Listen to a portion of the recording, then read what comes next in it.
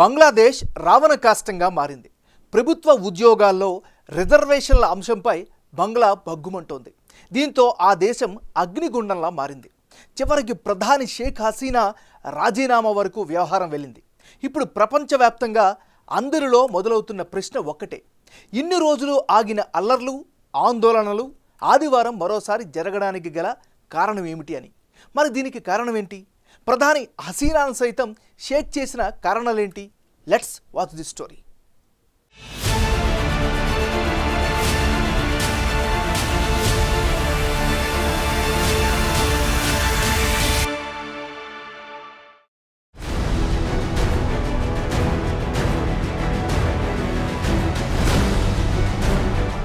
బంగ్లాదేశ్లో ప్రభుత్వ ఉద్యోగాల్లో రిజర్వేషన్లపై రాజుకున్న నిప్పు చినికి చినికి కార్చిచ్చులా మారుతోంది. ఈ పరిణామాలతో 15 ఏళ్లుగా దేశాన్ని పాలిస్తున్న షేక్ హసీనా సైతం ప్రధాని పదవికి రాజీనామా చేశారు. అంటే ఆమెపై ఏ స్థాయిలో తిరుగుబాటు ఉద్యమం జరిగిందో అర్థం చేసుకోవచ్చు. ఆదివారం చెలరేగిన అల్లర్లలో 100 మందికి పైగా చనిపోయారు. మొత్తంగా ఇప్పటి వరకు జరిగిన హింసలో 300 మందికి పైగా ప్రాణాలు కోల్పోయారు. శాంతి భద్రతలు అదుపు తప్పడంతో వెంటనే పదవి నుంచి తప్పుకోవాలని షేక్ హసీనాకు బంగ్లా సైన్యం డెడ్లైన్ విధించింది. సైన్యం ఇచ్చిన 45 నిమిషాల డెడ్లైన్ లోపే ఆమె తన పదవికి రాజీనామా చేశారు.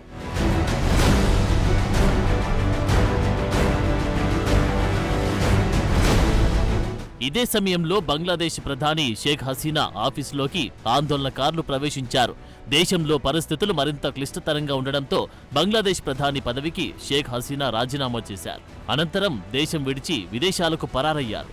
ఈ క్రమంలో ఆర్మీ రంగంలోకి దిగి పరిస్థితిని అదుపులోకి తెచ్చే ప్రయత్నం చేసినా ఫలితం లభించడం లేదు. దీంతో ఆర్మీ సైతం చేతులెత్తేసింది.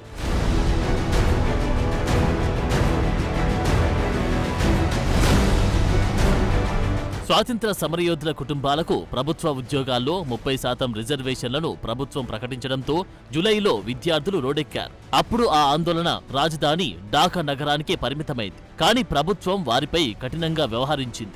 దీంతో ఇప్పుడు మరోసారి ఆందోళనలు ఉధృత రూపంలో జరుగుతున్నాయి. ఢాకా సహా ఇతర ప్రాంతాలకు ఆందోళనలు పాకాయి.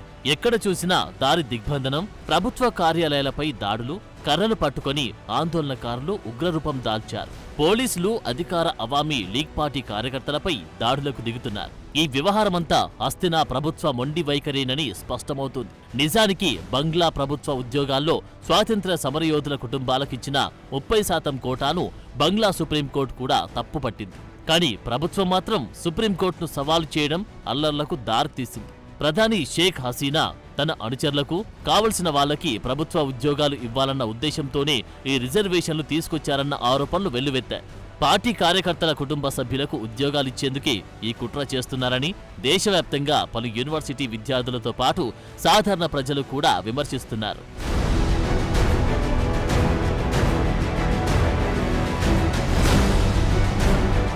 షేక్ హసీనా తన నిర్ణయాన్ని సమర్థించుకోవడంలో తప్పు లేకపోవచ్చు. దానికి తగ్గ కారణాలను సంయమనంగా వివరించి ఉండాల్సింది. కానీ దేశంలో చెలరేగిన నిరసనలపై ఆమె అగ్నికి ఆజ్యం పోసేలా సంచలన వ్యాఖ్యలు చేశారు. ఆందోళనకారులను రజాకార్లతో పోల్చారు. 1971లో బంగ్లాదేశ్లో స్వతంత్ర పోరాటం జరిగింది. ఆ సమయంలో స్వతంత్ర ఉద్యమాన్ని రజాకార్లు అణచివేయాలని చూశారనే వాదన ఉంది. అందుకే ఆ పేరు వింటేనే బంగ్లాదేశ్ ప్రజలు మండిపడుతుంటారు. అలాంటిది తూర్పు పాకిస్తాన్కి చెందిన ఈ రజాకార్ దళంతో ఆందోళన చేస్తున్న విద్యార్థులను పోల్చడమే ఇప్పుడు మరింత ఆగ్రహానికి కారణమైందనే విమర్శలు వినిపిస్తున్నాయి.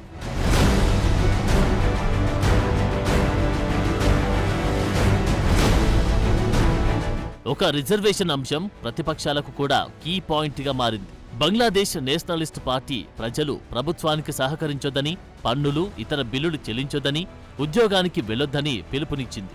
ఇలాంటి పరిస్థితుల్లో హసీనా ప్రభుత్వం పతనమయ్యే సూచనలు కూడా కనిపిస్తున్నాయి. 15 ఏళ్ల పాటు తిరుగులేని శక్తిగా దేశాన్ని ఏలిన షేక్ హసీనాపై ఈ స్థాయిలో ప్రజలు ఆగ్రహం వ్యక్తం చేయడం ఇప్పుడు విస్మయానికి గురిచేస్తోంది.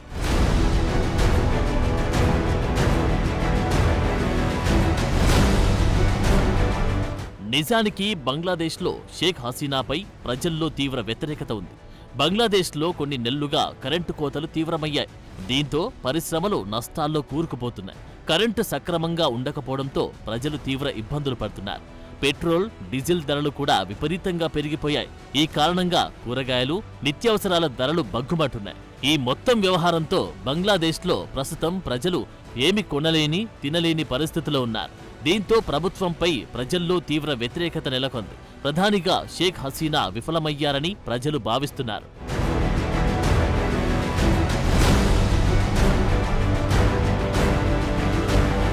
ప్రధానమంత్రి పదవికి షేక్ హసీనా రాజీనామా చేసి దిగిపోవాలని ప్రజలు కొద్ది రోజులుగా నిరసనలు వ్యక్తం చేస్తున్నారు. ప్రజలు చేపడుతున్న నిరసన కార్యక్రమాలకు బంగ్లాదేశ్ నేషనలిస్ట్ పార్టీ కూడా మద్దతు తెలుపుతోంది.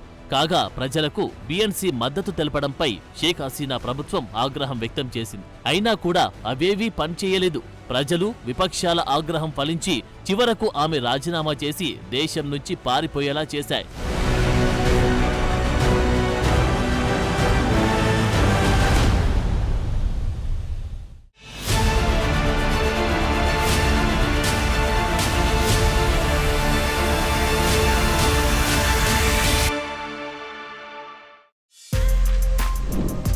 For more videos like this, subscribe Big TV channel.